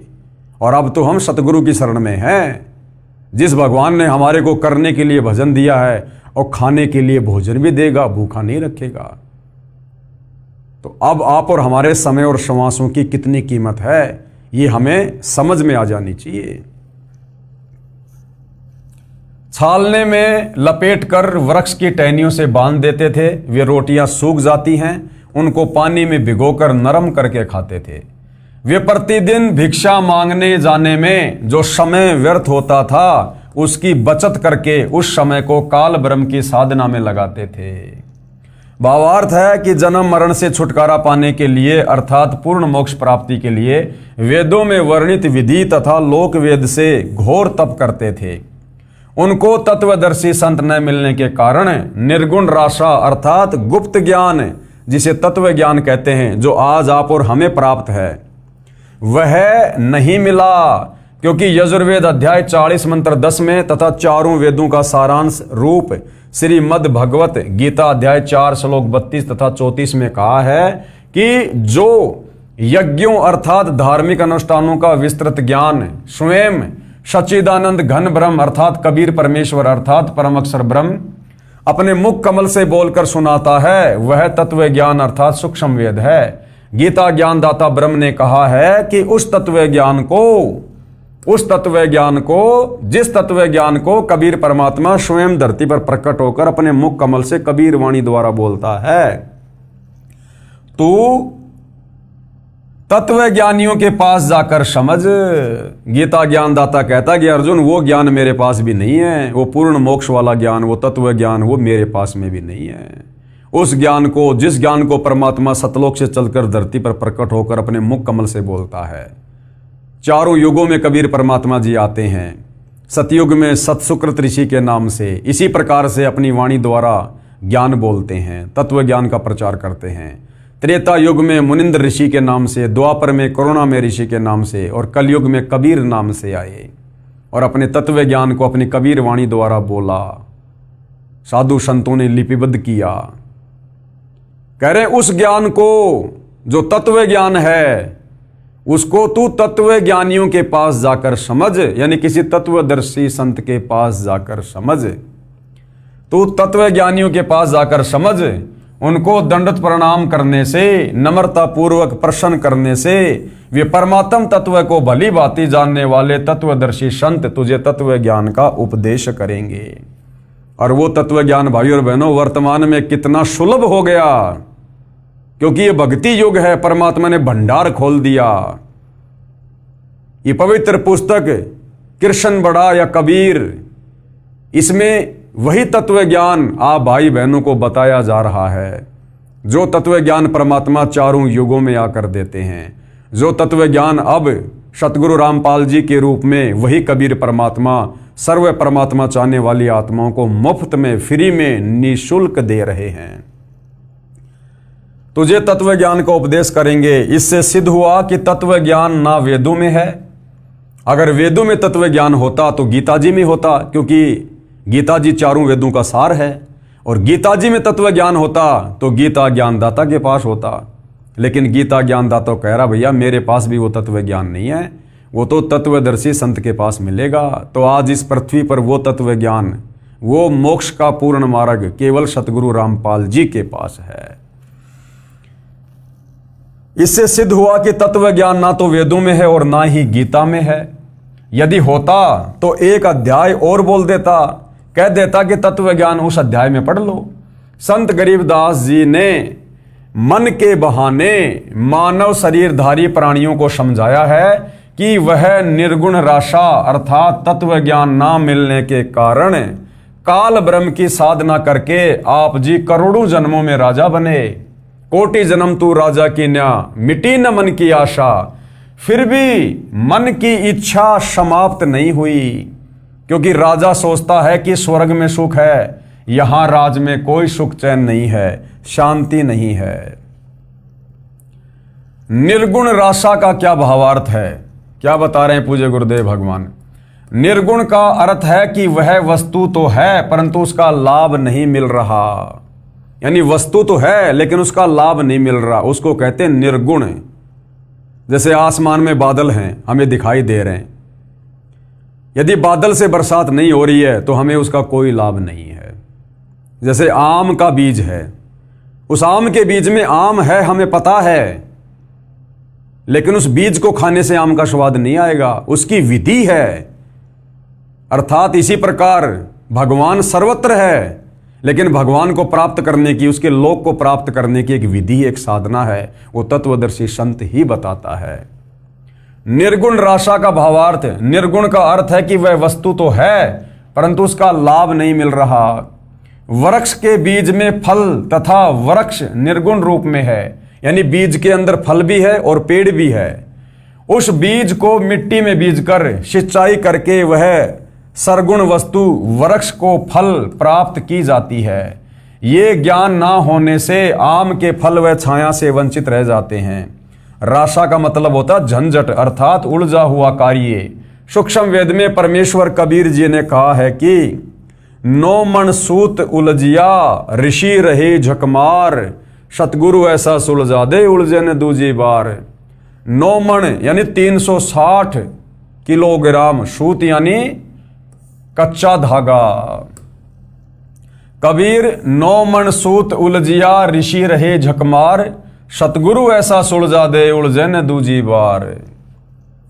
इन हमारे ज्ञानहीन, तत्व ज्ञानहीन धर्म गुरुओं ने, वो चाहे किसी भी धर्म का है, इन्होंने भक्ति मार्ग को, इन शास्त्रों की उल्टी व्याख्या समाज को बता बता के इतना उलझा दिया, इतना उलझाल दिया जैसे 9 मन सूत। अब भाई और बहनों 1 किलो सूत अगर वो उलझ पुलझ हो जाए तो परमात्मा कहते हैं उसको सुलझाने में कारीगर को पूरा दिन लग जाता है। यानी भक्ति मार्ग को सदियों से इन्होंने तत्व ज्ञान के अभाव में इतना उलझा दिया समाज को शास्त्र विरुद्ध साधना पर लगाकर कि अब उसको सुलझाना मुश्किल हो रहा है। लेकिन वो सुलझाएगा कौन? सतगुरु। नौ मन सूत उलझिया ऋषि रहे जकमार। इस भक्ति मार्ग को इतना उलझा दिया कि ये हमारे धर्म गुरु सुलझाने में लगे हुए हैं, लेकिन ये सुलझा नहीं पा रहे। और सतगुरु ऐसा सुलझा दे, उलझे न दूजी बार। अब सतगुरु रामपाल जी ने अपने तत्व ज्ञान से इन धर्मशास्त्रों को खोल खोल कर ऐसा सुलझा दिया, ऐसा समझा दिया, इस कलयुग में परमात्मा चाहने वाली आत्माओं के लिए दोबारा नहीं उलझेगा। कबीर नौ मन सूत उलझिया ऋषि रहे जकमार। सतगुरु ऐसा सुलझा दे, उलझे न दूजी बार। क्या कह रहे हैं? परमेश्वर कबीर जी ने कहा है कि अध्यात्म ज्ञान रूपी नौ मन सूत उलझा हुआ है। 1 किलोग्राम उलझे हुए सूत को सीधा करने में 1 दिन से भी अधिक जुलाहों का समय लग जाता था। यदि सुलझाते समय धागा टूट जाता तो कपड़े में गांठ लग जाती। गांठ गठीले कपड़े को कोई मोल नहीं लेता था। इसलिए परमेश्वर कबीर जुलाहे ने, जो जुलाई की भूमिका कर रहे थे 650 साल पहले, जुलाहों का सटीक उदाहरण बताकर समझाया है कि अधिक उलझे हुए सूत को कोई नहीं सुलझाता था, उसको फेंक ही देते थे। अध्यात्म ज्ञान उसी 9 मन उलझे हुए सूत के समान है, जिसको सतगुरु अर्थात तत्वदर्शी संत ऐसा सुलझा देगा जो पुनः नहीं उलझेगा। अब सतगुरु रामपाल जी ने सुलझा दिया, धर्मशास्त्रों को खोल खोल के बता दिया कि समर्थ भगवान कौन है, शास्त्र अनुकूल साधना क्या है। आप और हमारे समझ में आ गया, तो अब आप और हम नहीं उलझ सकते, चाहे कोई कितनी अटपट क्यों ना करे। बिना सुलझे आध्यात्मिक ज्ञान के आधार से अर्थात लोकवेद के अनुसार साधना करके स्वर्ग नरक 84 लाख प्रकार के प्राणियों के जीवन, पृथ्वी पर किसी टुकड़े का राज्य, स्वर्ग का राज्य प्राप्त किया, फिर पुनः जन्म मरण के चक्कर में गिरकर कष्ट पर कष्ट उठाया, परंतु काल ब्रह्म की वेदों में वर्णित विधि अनुसार साधना करने से वह परम शांति तथा सनातन परम धाम प्राप्त नहीं हुआ, जो गीता अध्याय 18 श्लोक 62 में कहा है। और न ही परमेश्वर का वह परम पद प्राप्त हुआ जहां जाने के पश्चात साधक लौटकर संसार में कभी नहीं आते, जो गीता अध्याय 15 श्लोक 4 में कहा है। काल ब्रह्म की साधना से निम्न लाभ होता है। क्या होता है? वाणी संख्या 3। इंद्र कुबेर ईश की पदवी, ब्रह्मा वरुण धर्मराया, और विष्णुनाथ के पुर को जाकर बहुर अपूठा आया। यानी हमने मनुष्य जन्म में घोर साधना की, उस साधना के प्रतिफल में हम ऊपर के लोकों में चले गए, ब्रह्मा विष्णु महेश के हमने पद प्राप्त किए। लेकिन जैसे हमारी भक्ति कमाई नष्ट हुई, हमें वहां से धक्के दे दिया गया, हम पुनः वापस जन्म मरण में आए, 184 योनियों में गए, किंतु हमें वो मोक्ष मार्ग नहीं मिला। वो मोक्ष मार्ग मिलता है तत्वदर्शी संत की शरण में आने के बाद, जो आज हमें मिला है। सरलार्थ, काल ब्रह्म की साधना करके साधक इंद्र का पद भी प्राप्त करता है। इंद्र स्वर्ग के राजा का पद है। इसको देवराज अर्थात देवताओं का राजा तथा सुरपति भी कहते हैं। ये सिंचाई विभाग अर्थात वर्षा मंत्रालय भी अपने अधीन रखता है। अब यहां पर गुरुदेव भगवान कह रहे हैं कि मन में एक प्रश्न खड़ा होगा कि इंद्र की जो पदवी है वो कैसे प्राप्त होती है, इंद्र की पोस्ट आत्मा को कैसे प्राप्त होती है। तो क्या कह रहे हैं गुरुदेव? उत्तर, अधिक तप करने से या 100 मण 4000 किलोग्राम गाय या भैंस के घी का प्रयोग करके धर्म यज्ञ करने से एक धर्म यज्ञ संपन्न होती है। 100 मण देसी घी लगाकर जो यज्ञ की जाती है, अब जिसमें 100 मण देसी घी लगेगा, उसमें बाकी सामान आटा, मैदा, चीनी, ये और कितना सामान लगेगा। 100 मण देसी घी यानी 4000 किलोग्राम देसी घी से जो यज्ञ की जाती है, एक यज्ञ ऐसी 100 यज्ञ करनी पड़ती है, और एक भी यज्ञ खंडित नहीं होनी चाहिए। अगर आपने ऐसी 99 यज्ञ पूरी कर ली, इतना धन, इतनी सावधानी आपने बरती, और 100वीं यज्ञ यदि आपकी खंडित हो गई, कोई नियम मर्यादा में चूक हो गई, तो आपकी सारी यज्ञ खंडित मानी जाएगी और आपने फिर से इंद्र की वो पदवी प्राप्त करने के लिए नए तरीके से 1 नंबर से आपने फिर से यज्ञ शुरू करना पड़ेगा। तब कहीं जाकर 100 यज्ञ संपूर्ण होने पर इंद्र की पोस्ट मिलती है। अधिक तप करने से या 100 मण यानी 4000 किलोग्राम गाय भैंस के घी का प्रयोग करके धर्म यज्ञ करने से एक धर्म यज्ञ संपन्न होती है। ऐसी 100 धर्म यज्ञ निर्विघ्न करने से इंद्र की पदवी साधक प्राप्त करता है। तप या यज्ञ के दौरान यज्ञ या तप की मर्यादा भंग हो जाती है तो नए सिरे से यज्ञ तथा तप करना पड़ता है। सफल होने पर ही इंद्र की पदवी प्राप्त होती है। इस प्रकार इंद्र की पदवी प्राप्त होती है। अब सोचो भाई और बहनों, सोचिए यदि हमें ये परमपिता परमेश्वर ना मिलते, गुरुदेव भगवान, और यदि हमें ये वास्तविक शास्त्र अनुकूल भक्ति ना देते, हम भला कैसे यहां से बाहर निकल सकते थे, कैसे हमारा मोक्ष हो सकता था। जब इस काल के लोक में और देवताओं के राजा इंद्र की पोस्ट प्राप्त करने के लिए इतनी कठिन साधना, ऐसा यज्ञ, और तब कहीं जाकर क्या मिलता है, इंद्र की पदवी, और इंद्र का पद भोगने के बाद फिर वो आत्मा गधा बनती है। तो सोचो भाई और बहनों, सतलोक जाने के लिए हमने क्या कुछ कुर्बानी देनी पड़ेगी। इस प्रकार की भक्ति करके तो हम लाख जन्म भी सतलोक नहीं जा सकते। इसलिए परमेश्वर ने आज हमें वो शास्त्र अनुकूल भक्ति मार्ग दिया है जिसमें थोड़ी सी भक्ति से यदि मर्यादा में रहकर की जाए, गुरु को परमात्मा मानकर, तो थोड़ी सी भक्ति से आप और हम ढेर सारे भक्ति के धनी बन जाते हैं।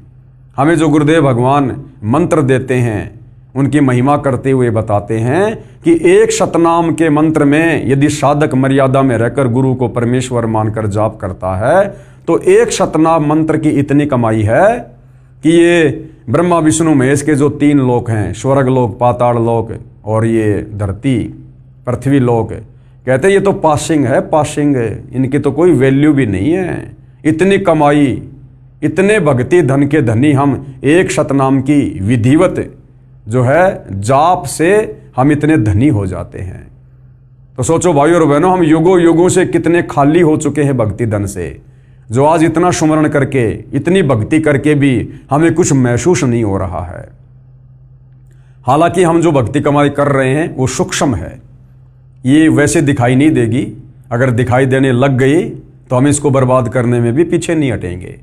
तो परमेश्वर ने सूक्ष्म तरीके से इस भक्ति धन को जमा करना होता है। जिस प्रकार एक तो कोई व्यक्ति नोटों का थैला भरकर बैंक में जाता है पैसे जमा कराने, तो सबको पता होता है कि देखो इतने सारे नोट। और आजकल मोबाइल में क्या होता है, फोन पे, गूगल पे, पेटीएम, चाहे लाख रुपए डाल दो, पता ही नहीं चलता सेकंड में। तो इसी प्रकार से हम जो शास्त्र अनुकूल साधना गुरुदेव भगवान से लेकर कर रहे हैं, ये हमारी भक्ति कमाई हमें दिखाई नहीं दे रही, लेकिन ये सूक्ष्म रूप से जमा हो रही है उस भगत की जो भगत पूर्ण मर्यादा में रहकर गुरु को परमात्मा मानकर भक्ति कर रहा है। इस प्रकार इंद्र की पदवी प्राप्त होती है। फिर आगे एक सवाल मन में और उठेगा, इंद्र का शासन काल ये कितना है? जैसे प्रधानमंत्री का शासन काल है 5 साल, ऐसे ही देवताओं के राजा इंद्र का शासन काल जो है वो कितने समय का है? और मृत्यु उपरांत इंद्र के पद को छोड़कर प्राणी किस योनि को प्राप्त करता है? तो क्या कह रहे हैं गुरुदेव भगवान? उत्तर, इंद्र स्वर्ग के राजा के पद पर 72 चौकड़ी अर्थात 72 चतुर्युग तक बना रहता है। 72 चतुर्युग तक वो राज्य करता है।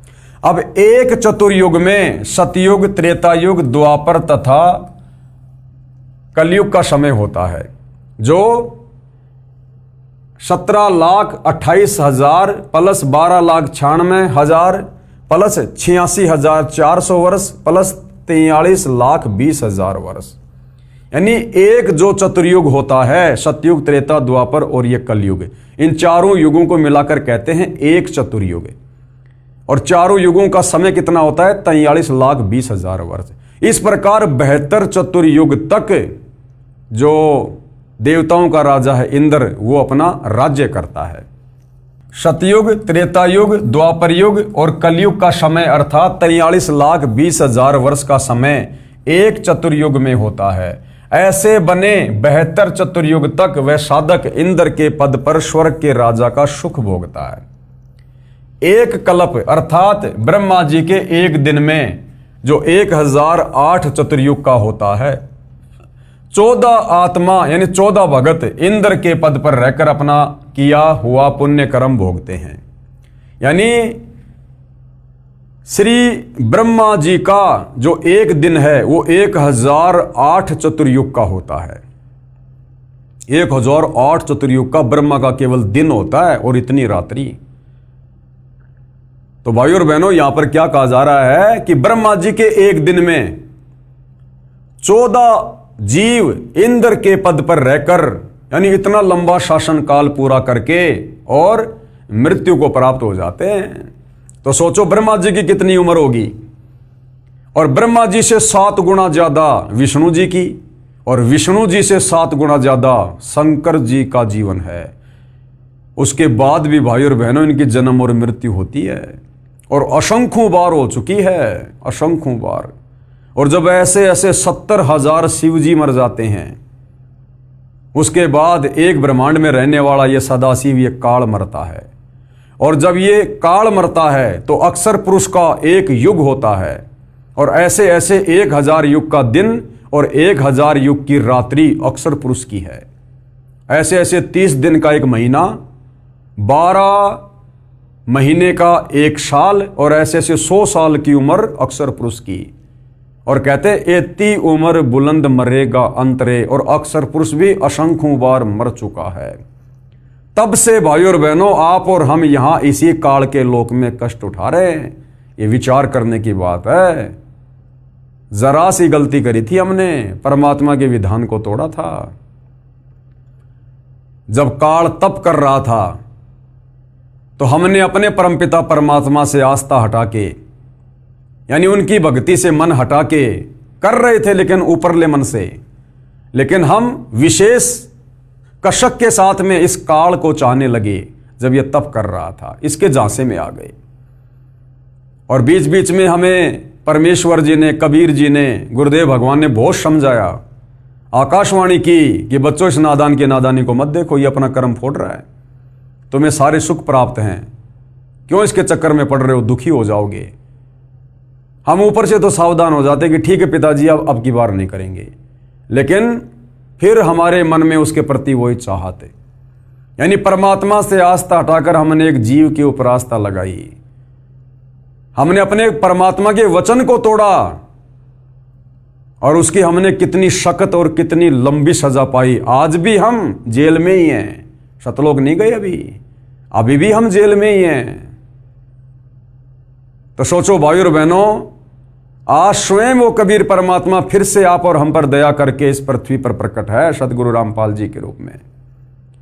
और आज फिर से उन्होंने हमें भक्ति दे दी जो भक्ति हम सतलोक में करते थे, और आज हमें फिर से वही मर्यादा दे दी जो मर्यादा सतलोक में थी। आज यदि हमने फिर से उनके किसी भी वचन को तोड़ दिया, किसी भी मर्यादा को तोड़ दिया, तो सोचो भाइयों और बहनों फिर हमारे साथ में क्या बनेगी।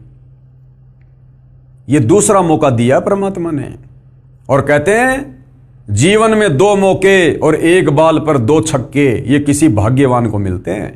तो ये आप और हमारा दूसरा और अंतिम मौका है। अगर ये मौका चूक गए तो सोचो फिर हम और कितने लंबे समय के लिए यहां पर जन्म और मरण का कष्ट भोगेंगे। तो ये विचारणीय विषय है भाइयों और बहनों।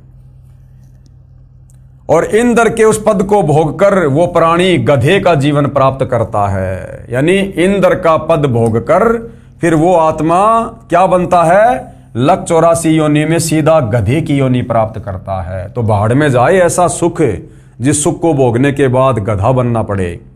वो बेहतर चतुर्युगी इंद्र का सुख एक गधे के जीवन में काल निकाल देता है। अब भाइयों और बहनों, इस संवाद को, इस सत्य कथा को जो अभी अभी आपको सतगुरु रामपाल जी ने मौखिक बताई कि देवताओं के राजा इंद्र का पद प्राप्त करने के लिए साधक को कितना कठिन तप करना पड़ता है, या फिर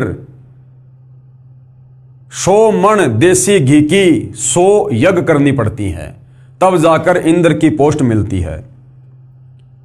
और इंद्र की पोस्ट प्राप्त करके वो बेहतर चतुर्युगी यानी इतने समय वो वहाँ पर शासनकाल करता है 72 चतुर्युग तक। और जब उसका शासनकाल समाप्त हो जाता है उसके बाद वो सीधा लक 84 योनि में गधे की योनि से अपना नया जीवन शुरू करता है।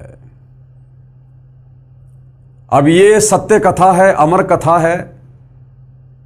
मामला चल रहा है जनता की अदालत में, और अदालत में कोई भी बात जो होती है वो परमाणु के साथ में रखी जाती है, सबूतों के साथ में।